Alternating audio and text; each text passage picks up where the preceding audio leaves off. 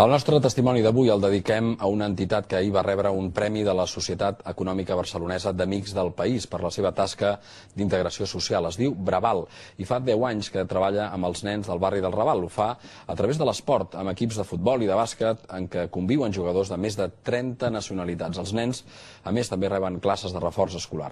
Diuen que, de fet, l'esport n'és l'excusa, ja que el que aquí compta no és guanyar els partits, sinó aprendre els uns dels altres. L'esportivitat és aquest. Sobre la base de l'esport, nosaltres anem estirant perquè estudiïn i perquè es treguin els estudis i els cursos. Un voluntari es fa, diguéssim, fa el seguiment de cada nano, hi ha un voluntari que segueix 3 o 4 nanos, i aquest voluntari es converteix en el seu referent, que li va donant aquestes pautes de funcionament.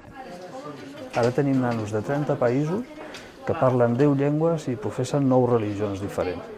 I aquest enriquiment, aquesta convivència entre tots, això és molt enriquidor per tots. I s'aprèn a nedar, i s'aprèn a conviure.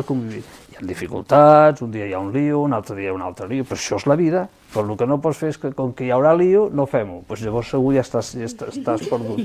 I en canvi, convisquent amb tothom, amb la més gran naturalitat, això té futur segur, i perquè està donant fruit, estem molt contents.